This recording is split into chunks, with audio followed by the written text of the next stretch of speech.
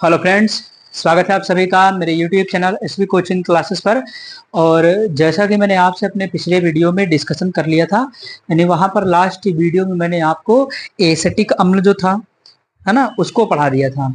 Acetic अम्ल बनाने की जो प्रयोगशाला विधि होती है, औद्योगिक विधि जो क्विक विनेगर मेथड था, है ना, उसके रासायनिक गुण और उपयोगों का डिस्कशन कर लिया था। तो उसके जस्ट बाद जो अगला एसिड रहेगा वो आपका है बेंजोइक एसिड, है ना। तो ये भी आपका क्या है, एक प्रकार का कार्बनिक अम्ल है, बेंजोइक अम्ल। ठीक, तो देखिएगा यहाँ पर लिखा है कि बेंजोइक अम्ल और C6H5COOH, और या फिर बेंजीन की रिंग बना करके COOH ऊपर लगा सकते हैं। तो एरोमेटिक एरोमेटिक कार्बोक्सिलिक अम्लों की, है ना, एरोमेटिक कार्बोक्सिलिक अम्लों की श्रेणी का या कार्बनिक अम्लों की श्रेणी का जो बेंजोइक अम्ल है वो सबसे पहला सदस्य है ना। क्योंकि यहाँ पर आप देख रहे हैं ये आपकी बेंजीन क्या है, एरोमेटिक रिंग है, और उस पर क्या लगा हुआ है, COOH। तो इसीलिए आपका जो बेंजोइक अम्ल है वो सबसे पहला एसिड है आपका एरोमेटिक कैटेगरी का, है ना। एलिफेटिक में तो बहुत सारे थे, उसमें हमारा सबसे पहला जो आपका एसिड था वो फार्मिक एसिड था, आया था वहां पर, है ना। लेकिन इसमें आपका क्या है, बेंजोइक एसिड है। तो चाहे फार्मूला लिखिए C6H5COOH, और या फिर बेंजीन रिंग बना करके ऊपर COOH लगा दीजिए। दोनों में से रिएक्शन में किसी का भी यूज कर सकते हैं। जहां पर जिससे ज्यादा समझने में आसानी होगी मैं उसी को वहां पर बना दूंगा। अगर कहीं पर फार्मूले से समझना ज्यादा आसान होगा तो फार्मूला लिख दिया करूंगा, है ना। अगर कहीं पर मान लिया ये स्ट्रक्चर की जरूरत पड़ेगी तो इस स्ट्रक्चर को बना करके बता दिया करूंगा। ठीक, तो ये हो जाता है बेंजोइक अम्ल। अब उसके बाद ये क्या है आपका कि मोनोकार्बोक्सिलिक अम्लों की श्रेणी का तो प्रथम सदस्य है बेंजोइक एसिड।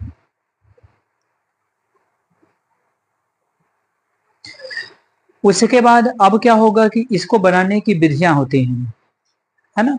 बनाने की विधियों में सबसे पहले आपसे पूछा जाता है कि प्रयोगशाला विधि, है ना। तो प्रयोगशाला विधि और कम से कम एक औद्योगिक विधि, है ना। हालांकि इसके प्रयोगशाला मेथड कई सारे हैं बनाने के, लेकिन कम से कम एक प्रयोगशाला विधि आपको और एक औद्योगिक विधि पता होनी चाहिए, जो एग्जाम में पूछी जा सकती है। कि मान लिया प्रयोगशाला विधि कह दिया या औद्योगिक विधि कह दे, तो कम से कम एक एक विधि आपको पता रहनी चाहिए। तो सबसे पहले डिस्कशन करना है प्रयोगशाला विधि के, यानी बेंजोइक अम्ल बनाने की प्रयोगशाला विधि। तो चलिए लिख लेते हैं इसको। नंबर फर्स्ट क्या है, बनाने की प्रयोगशाला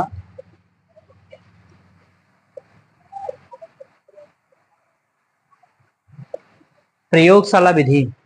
अब प्रयोगशाला विधि में बनाएंगे कैसे, तो भाई एक एरोमेटिक अम्ल है, देखिए एरोमेटिक है ना ये, तो कोई ना कोई एरोमेटिक कंपाउंड लेना पड़ेगा। कौन सा एरोमेटिक कंपाउंड, तो सामने देख ही रहे हैं, बेंजीन लगी है इसमें, यानी ऐसा एरोमेटिक कंपाउंड होगा जिसमें बेंजीन लगी होनी चाहिए तभी ये बनेगा, क्योंकि इसमें बेंजीन है ही। तो इससे ये पता चल गया कि बेंजीन तो होगी ही होगी। और क्या होगा, तो बेंजीन में हम यहाँ पर जैसे ले लेते हैं आपका एल्किल बेंजीन। एल्किल बेंजीन का मतलब क्या है ना।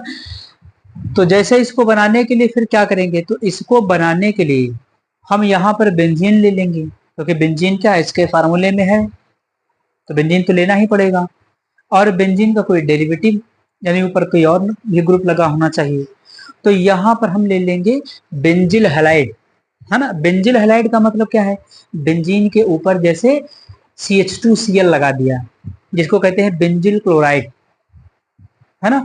तो बेंजिल क्लोराइड हम यहाँ पर ले लेंगे, या कहीं कहीं देखेंगे लिखा होगा बेंजिल हैलाइड, तो वहां पर क्या करेंगे, हम बेंजिल क्लोराइड ले लेंगे। बेंजिल क्लोराइड लेना है, ध्यान दीजिएगा, है ना, अंतर है बेंजीन क्लोराइड में और बेंजिल क्लोराइड में। बेंजिल क्लोराइड का मतलब ये है कि बेंजिल तब बनता है जब बेंजीन के ऊपर CH2 लग जाएगा, तो बेंजिल और उस CH2 से कोई ग्रुप जुड़ जाए तो वो कहलाएगा बेंजिल हैलाइड।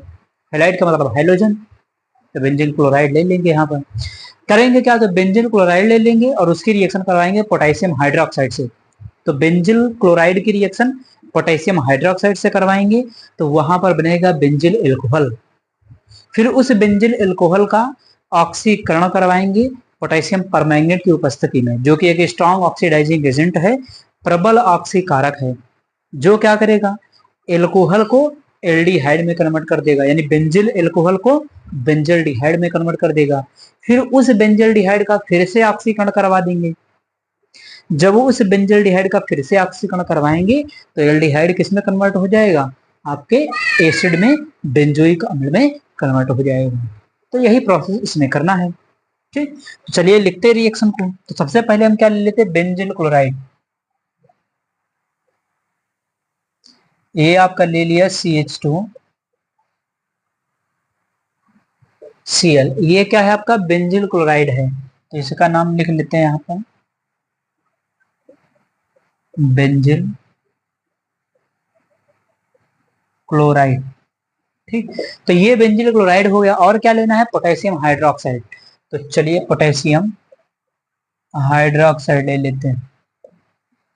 ठीक, तो यहां से देखिए होगा क्या, ये के यानी पोटेशियम और यहाँ Cl, तो के और Cl मिलकर के KCl बाहर निकल जाएगा। तो देखिएगा ध्यान से, KCl, ये के और ये Cl है ना, के और Cl मिलकर के KCl निकल जाएगा और ये वाला OH यहाँ पर जुड़ जाएगा। तो देखिए क्या बनेगा, तो ये बनेगा आपका CH2OH। इसका क्या नाम है, इसका नाम है बेंजिल एल्कोहल। इसका नाम है बेंजिल एल्कोहल,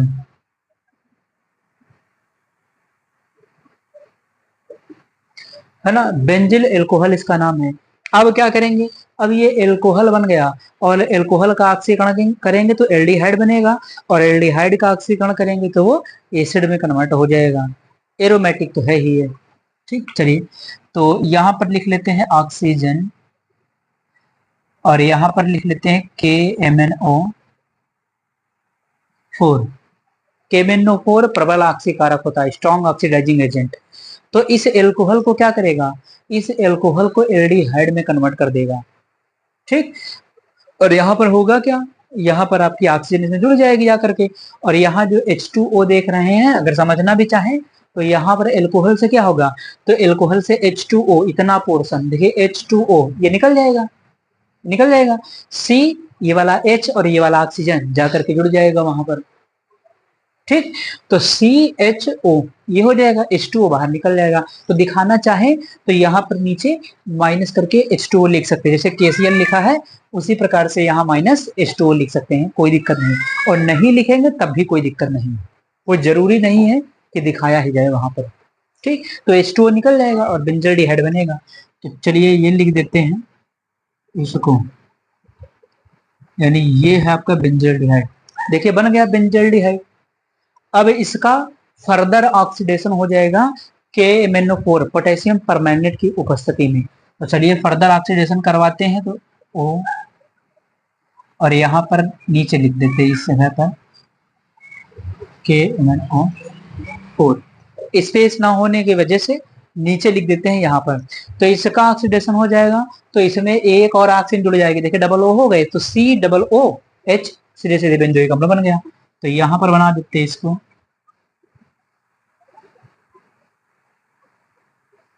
ये देखिए बन गया आपका बेंजोइक अम्ल। तो सिंपल सी प्रयोगशाला विधि थी, बेंजिल क्लोराइड लेना है, पोटेशियम हाइड्रोक्साइड की रिएक्शन करवानी है, KCl बाहर निकल जाएगा, बनेगा आपका बेंजिल एल्कोहल।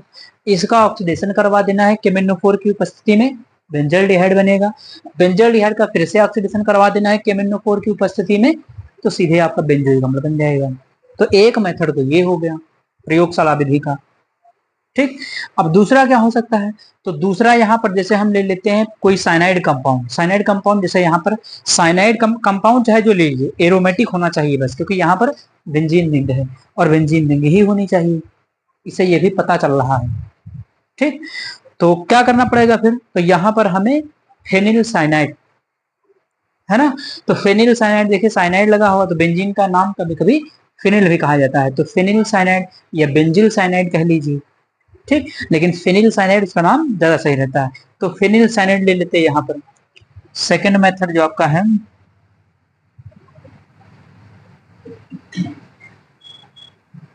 ये देखिए यहाँ पर लगा देते हैं साइनाइड, CN, इसका नाम है फेनिल साइनाइड।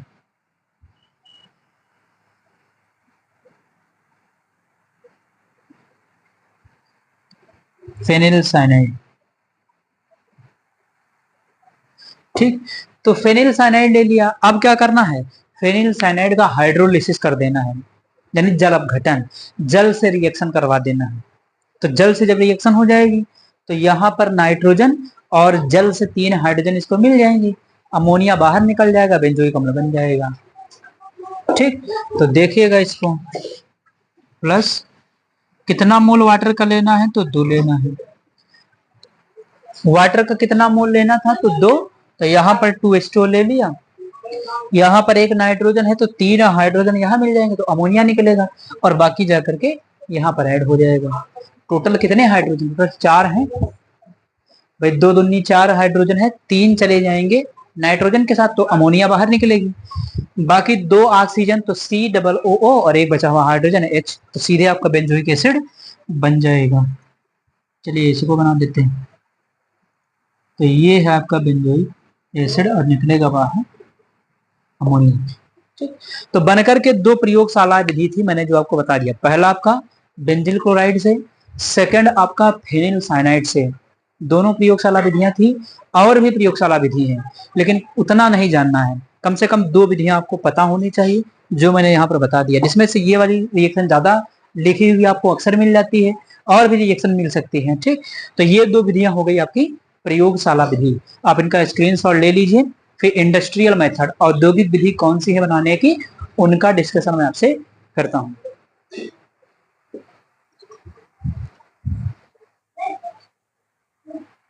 तो चलिए डिस्कशन कर लेते हैं industrial methods of preparation of benzoic acid.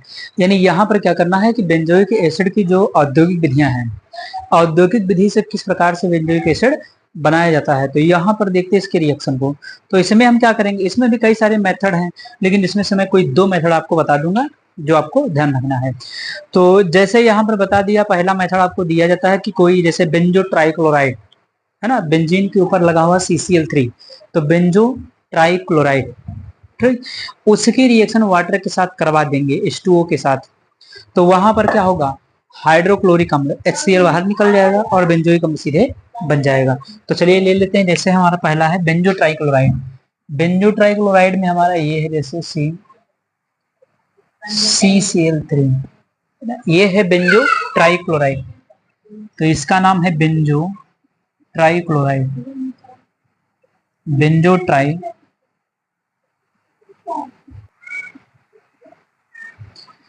तो बेंजो ट्राइक्लोराइड को ले लिया, और क्या करना है इसमें, तो वाटर लेना है H2O। कितना मोल लेना वाटर का, तो 2 मोल लेना है, तो यहाँ पर लिख दिया 2H2O। ठीक, तो 2 वाटर ले लिया। अब क्या करना है, तो यहाँ से देखिए 3 Cl है और 3 H, टोटल 4 हाइड्रोजन है, 3 H और 3 Cl मिलकर के 3 HCl बाहर निकल जाएगा, एक H बचेगा और 2 ऑक्सीजन बचेंगी। तो 2 ऑक्सीजन, तो C लगा हुआ है, तो COO और एक हाइड्रोजन, तो H, तो सीधे बन जाएगा आपका बेंजोइक एसिड। तो ये है आपका COOH और 3HCl बाहर निकल जाएगा, तो ये बन गया आपका बेंजोइक एसिड। सिंपल सा मेथड था, बहुत कठिन नहीं है। तो ये हो गया। अगला मेथड जैसे हम ले लेते हैं टालुइन से। अब टालुइन क्या होता है, तो मिथिल बेंजीन है ना, CH3 लगा होता है बेंजीन के ऊपर, वो टालुइन कहलाती है। उसका ऑक्सीकरण करवा देंगे, क्रोमिल क्लोराइड CrO2Cl2 और CCl4 की उपस्थिति में ऑक्सीडेशन हो जाएगा, है ना। तो वहां पर आपका क्या है, तो पहले आपका वो कन्वर्ट हो जाएगी बेंजल्डिहाइड में, फिर उसका ऑक्सीडेशन फिर से करवा देंगे, तो वो बेंजोइक अम्ल में कन्वर्ट हो जाएगी। ठीक, चलिए रिएक्शन को देखते हैं। तो सेकंड नंबर है आपका, क्या लेना है, टालुइन।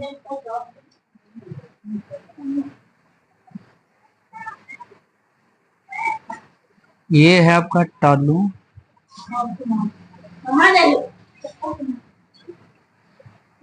टालुइन है ना।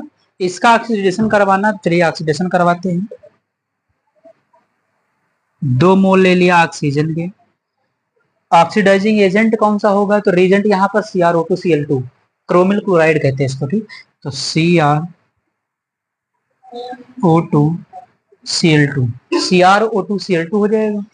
ठीक, और क्या लेना, तो कार्बन टेट्राक्लोराइड CCl4, है ना। ये दोनों रीजेंट यहाँ पर लिखे हुए मिल सकते, हो सकता है कि कहीं कहीं किसी किताब में आपको दोनों में से कोई एक मिल जाए, CCl4 है या CrO2Cl2 मिल जाए।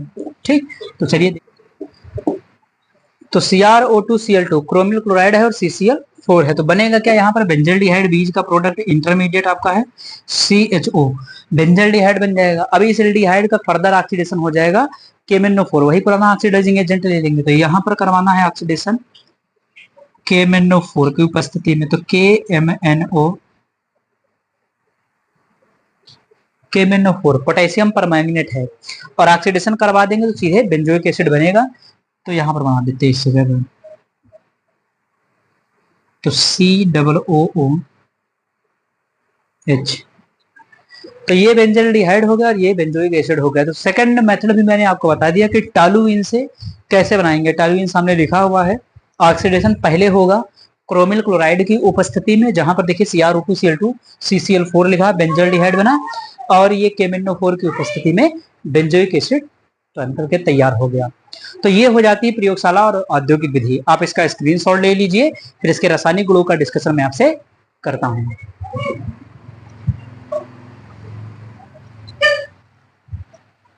तो चलिए डिस्कशन कर लेते हैं कि बेंजोइक एसिड की केमिकल प्रॉपर्टीज, यानी रासायनिक गुण, भौतिक गुण वगैरह कभी पूछे जाते नहीं एग्जाम में, तो उसकी उतनी ज्यादा आवश्यकता भी नहीं होती है। तो रासायनिक गुणों में क्या होगा, तो यहाँ पर जैसे देखिए एक छोटी सी बात यह है कि रासायनिक गुण में यह ध्यान रखिएगा कि जो बेंजोइक एसिड होता है वो मेटा डायरेक्टिंग होता है, जिसमें COOH समूह है वो मेटा डायरेक्टिंग होता है। बेंजीन रिंग में 3 स्थितियां होती हैं, कौन कौन सी, आर्थो मेटा पैरा, है ना। अगर कोई समूह लगा हुआ होता है तो ये स्थिति आर्थो, ये मेटा और ये पैरा, ये आर्थो, ये मेटा और ये पैरा। ठीक, तो 3 स्थितियों को ध्यान रखिएगा, ये मैंने पहले भी बता रखा आपको, आर्थो मेटा पैरा, यानी आर्थो मेटा और ये पैरा। इसी प्रकार से यहाँ भी ये आर्थो, ये मेटा और ये पैरा। ठीक, तो ortho Meta para, ortho Meta para, और यहाँ पर जो बेंजोइक एसिड है, जो मेटा डायरेक्टिंग ग्रुप इस पर लगा है ना, तो मेटा पोजीशन पर क्या होगा, यहाँ पर जो आपका न्यूक्लियोफाइल यानी नाभिक स्नेही जो होगा वो कहाँ पर अटैक करेगा करके, तो ये मेटा पोजीशन पर अटैक करता है। ठीक, तो इसमें कौन कौन से रिएक्शन जैसे आएगी, जैसे सल्फोनीकरण है, नाइट्रीकरण है, क्लोरीनीकरण है। ठीक, ये सारी रिएक्शन आपकी जाती हैं इसके अंदर, जिनमें मेटा ग्रुप पर इसके क्या होगा कि कोई भी समूह आपका SO3 है, SO3H है, NO2 है, हाइड्रोजन में जैसे क्लोरीनीकरण ले लेंगे तो Cl है वो आकर के मेटा समूह पर जुड़ेगा। तो चलिए रिएक्शन को लेकर नंबर फर्स्ट है नाइट्रीकरण, यानी नाइट्रीकरण। तो नाइट्रीकरण करना है तो कहां पर, मेटा पोजीशन पर NO2 समूह लगेगा। तो चलिए नंबर फर्स्ट लिख लेते हैं। पहला आपका है इधर बेंजोइक एसिड ले लेंगे यहाँ, तो ये आपका बेंजोइक एसिड COOH, HNO3 ले लेंगे, नाइट्रिक एसिड, एरो के ऊपर कंसंट्रेटेड H2SO4। ठीक, तो सल्फ्यूरिक एसिड, सांद्र सल्फ्यूरिक अम्ल की उपस्थिति में नाइट्रीकरण होता है, तो ये बेंजोइक अम्ल हो गया, ये HNO3 नाइट्रिक अम्ल हो गया। होगा क्या यहाँ पर, तो यहाँ से आपका NO2 समूह, NO2 आपका जाकर के यहाँ पर लग जाएगा, बाकी H2, देखिए हाइड्रोजन निकलेगा तो H और H, 2 H और 1 ऑक्सीजन, है ना, मिलकर के क्या होगा, H2 बाहर निकल जाए, 3 ऑक्सीजन है, 2 ऑक्सीजन यहाँ पर NO2 लगेगा ना, तो N चला जाएगा, 2 ऑक्सीजन, NO2 यहाँ लग जाएगा, H2 बाहर निकल जाएगा। ठीक है, देखेगा तो यहाँ पर बनेगा आपका ये COOH और यहाँ मेटा पोजीशन पर NO2, बाहर निकलेगा वाटर। ये देखिए, तो मेटा नाइट्रो बेंजोइक अम्ल, इसका नाम क्या होगा, इसका नाम होगा, मेटा पोजीशन पर लगा हुआ है तो मेटा नाइट्रो बेंजोइक अम्ल, यानी मेटा पोजीशन पर NO2 लग गया, नाम पड़ गया मेटा नाइट्रो बेंजोइक अम्ल। नाम बता देते हैं, आप लिख लीजिएगा, Meta nitro benzoic acid, benzoic अम्ल। ठीक, सेकंड नंबर 2 है सल्फोनीकरण, तो सल्फोनीकरण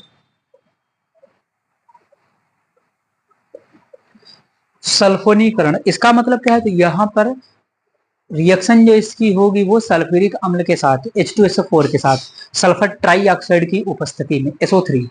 ठीक, रिएक्शन को देखिएगा तो यहाँ पर होगा आपका, जैसे बेंजोइक एसिड है,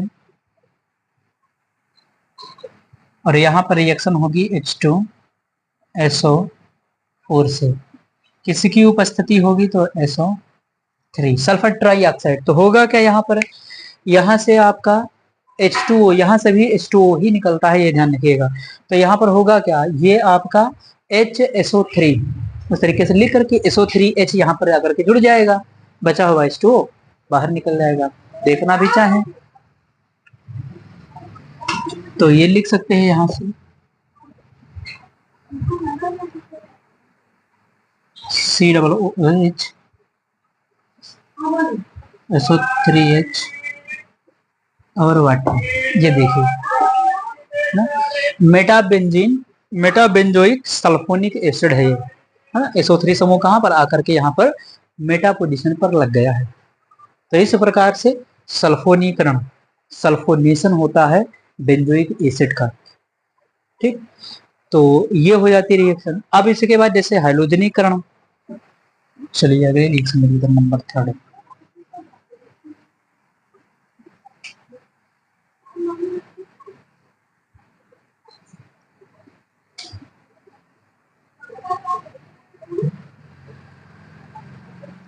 हैलोजिनेशन है।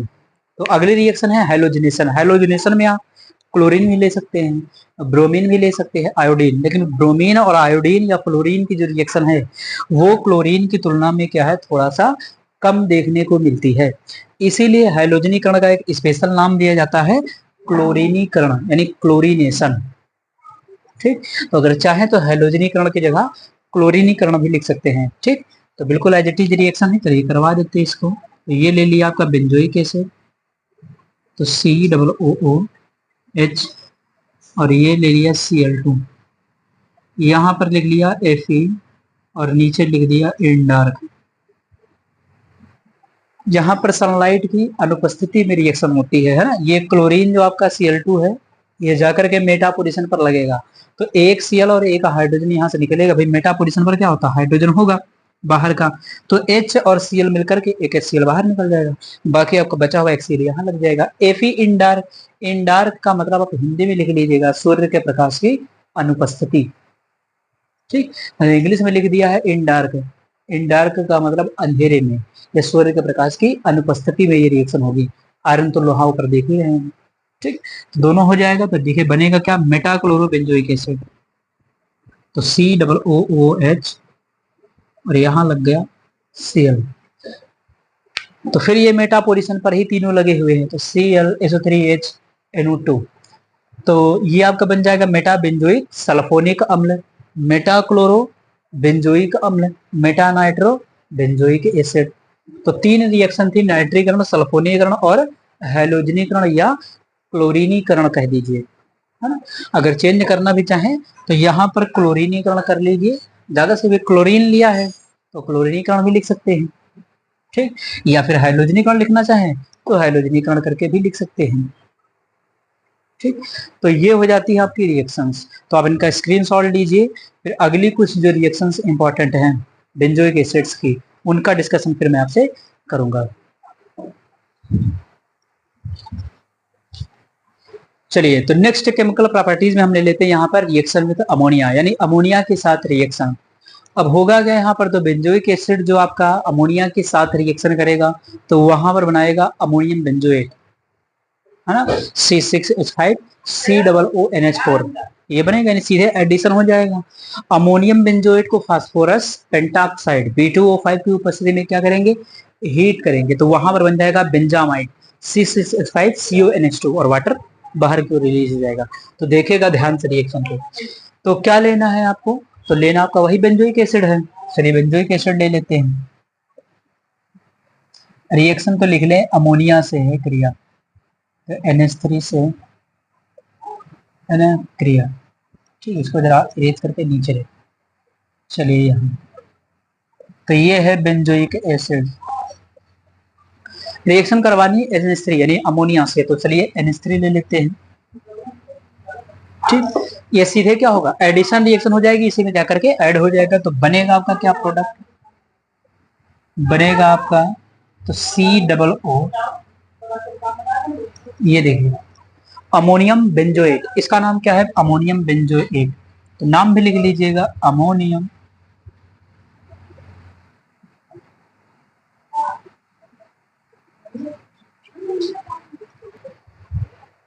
तो अमोनियम बेंजोएट हो गया। अभी इस अमोनियम बेंजोएट को फास्फोरस पेंटाऑक्साइड P2O5 की उपस्थिति में क्या करेंगे, हीट कर देंगे, तो वहां से बन जाएगा बेंजामाइड। तो चलिए देखिएगा ध्यान से, आगे हीट करने का सिंबल लगाएंगे और फिर लिखेंगे P2O5 फास्फोरस पेंटाऑक्साइड। उपस्थिति में हीट करेंगे तो यहाँ से होगा क्या, तो 2 हाइड्रोजन 1 ऑक्सीजन मिलकर के वाटर रिमूव हो जाएगा, बाकी CONH2 यानी बेंजामाइड बनेगा। तो ध्यान दीजिएगा यहाँ से, ये बन जाएगा आपका CONH2, ये बनेगा बेंजामाइड है और वाटर बाहर की ओर रिमूव होगा, तो प्लस H2O, ये बना आपका बेंजामाइड। तो बेंजामाइड बन जाएगा इस प्रकार से। तो रिएक्शन विद अमोनिया, अमोनिया के साथ जब रिएक्शन होती है तो बीच में अमोनियम बेंजोएट बनेगा, हीट कर देंगे फास्फोरस पेंटाऑक्साइड की उपस्थिति में, तो ये बन जाएगा बेंजामाइड C6H5CONH2 और वाटर बाहर की ओर रिमूव हो गया। तो ये रिएक्शन हो गई अमोनिया के साथ किया। अब जैसे यहाँ पर अगली रिएक्शन जैसे PCl5 ले लेते हैं, चलिए देख लें अगली रिएक्शन को कि PCl5 फास्फोरस पेंटाक्लोराइड, तो PCl5 से क्रिया, तो PCl5 ये फास्फोरस पेंटाक्लोराइड है, तो बिल्कुल आसान से रिएक्शन है, ध्यान से देखिएगा इसको। तो C6H5COOH, मैंने आपसे पहले भी कहा था कि जहां पर आवश्यकता होगी फार्मूले का हम यूज करेंगे और जहां पर आवश्यकता पड़ेगी स्ट्रक्चर का यूज कर लिया करेंगे। तो यहाँ पर मैंने इसका फार्मूला लिख दिया है C6H5COOH। ठीक, अब उसके बाद रिएक्शन करवानी है ये आपकी किसके साथ, तो PCl5 के साथ करवानी। ध्यान से देखिएगा, प्लस PCl5, तो PCl और ये हो जाएगा 5।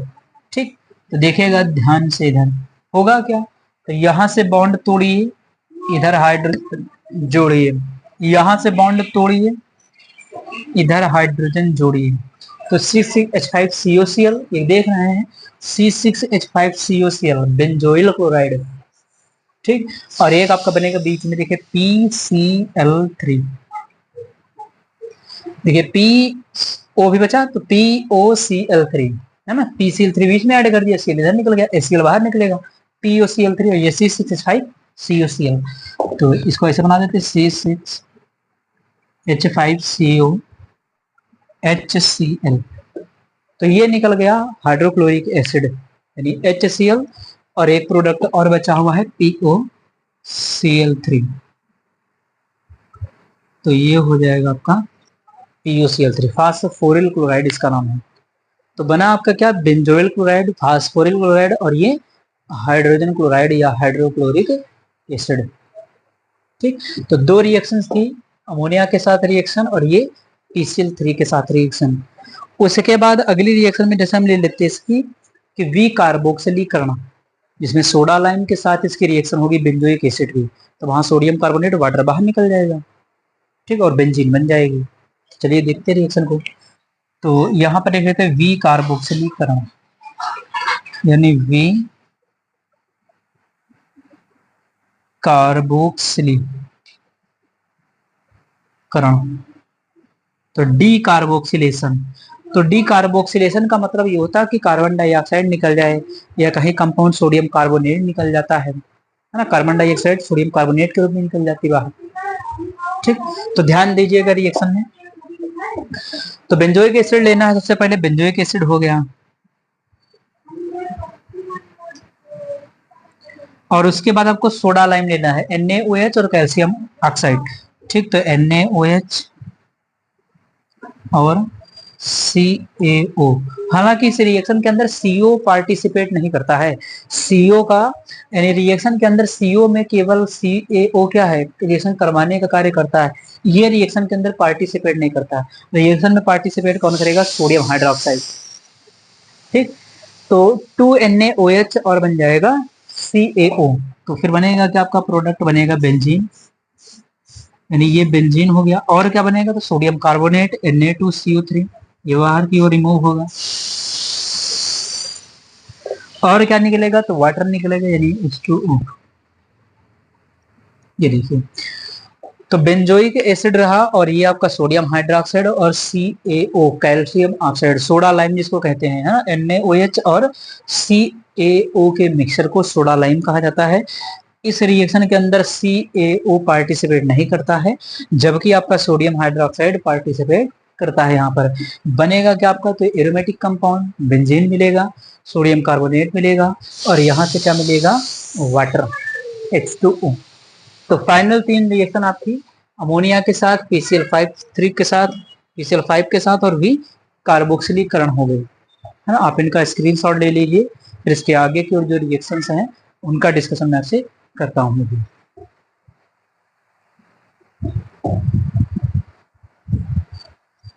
चलिए, तो नेक्स्ट रिएक्शन में जैसे हम यहाँ पर देखते हैं कि एस्टरिफिकेशन, बहुत पुरानी रिएक्शन है एस्टरिफिकेशन। एसिड की रिएक्शन एल्कोहल के साथ होती तो एस्टर का फॉर्मेशन होता है, इस प्रोसेस को कहते हैं एस्टरिफिकेशन।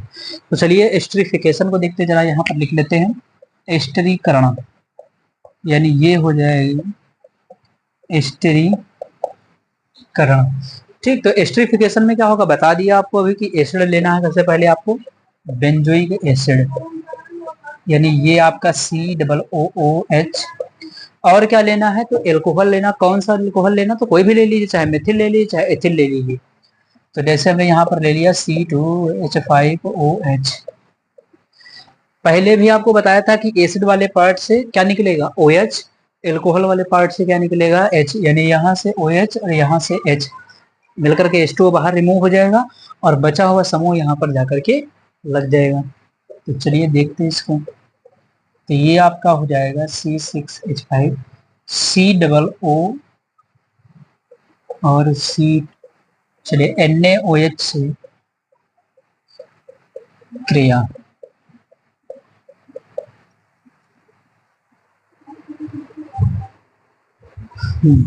तो सोडियम हाइड्रोक्साइड के साथ, तो बिल्कुल आसान है। सोडियम हाइड्रोक्साइड क्या है, एक बेस है, एक क्षार है, और बेंजोइक एसिड क्या है, एक अम्ल है। तो अम्ल और क्षार की जब रिएक्शन हो जाएगी तो उस रिएक्शन को कहते हैं न्यूट्रलाइजेशन रिएक्शन, और वहां पर बनेगा आपका सॉल्ट, यानी सोडियम बेंजोइड बनेगा और वाटर बाहर की ओर। तो ध्यान से देखिएगा इसको, जैसे यहाँ पर आपका है बेंजोइक एसिड COOH, और ये है आपका NaOH। ठीक, तो यहाँ भी क्या होगा, एसिड से आपका H निकलेगा और यहाँ से OH, तो मिलकर के H2O बाहर निकलेगा, और ये बनेगा आपका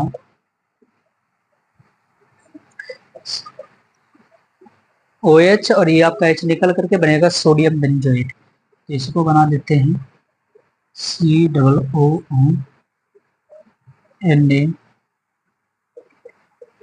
तो ये आपका सोडियम बेंजोइड बनकर के तैयार हुआ। तो एथिल बेंजोएट और ये सोडियम बेंजोएट इस रिएक्शन के अंदर दोनों बन गए। तो फाइनल आपके केमिकल प्रॉपर्टीज हो गए कि एस्टरिफिकेशन क्या होता है, और NaOH के साथ रिएक्शन विद बेस। NaOH क्या है, बेस है, तो बेस के साथ रिएक्शन करके आपका सॉल्ट बना है जिसका नाम है सोडियम बेंजोएट। एथिल बेंजोएट नाम लिख लीजिएगा इनके सबके, एथिल बेंजोएट, सोडियम बेंजोएट। ठीक, तो ये हो गए, आप इनका स्क्रीनशॉट लीजिए, फिर इसके यूजेस जो हैं उनको मैं आपको बता देता हूँ। ये तो नेक्स्ट है आपका यूजेस, यानी बेंजोइक एसिड से क्या क्या यूजेस हो सकते हैं। तो नंबर फर्स्ट देखिएगा, लिखा हुआ है कि सोडियम बेंजोएट, अभी भी आपको बना करके दिखाया है कि जब बेंजोइक एसिड की रिएक्शन सोडियम हाइड्रोक्साइड के साथ, कास्टिक सोडा के साथ होती है तो बनता है सोडियम बेंजोएट। तो सोडियम बेंजोएट क्या है, एज अ प्रिजर्वेटिव इसका यूज किया जाता है। प्रिजर्वेटिव का मतलब है कि खाद्य पदार्थों के संरक्षण में उनको बचाने के लिए सोडियम बेंजोएट का उपयोग होता है ना।